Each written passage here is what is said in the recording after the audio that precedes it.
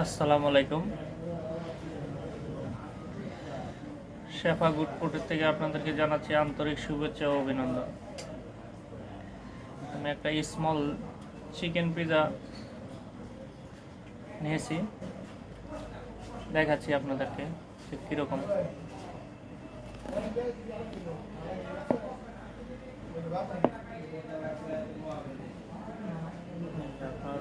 চিজের একটা স্তর যদি আপনারা দেখেন,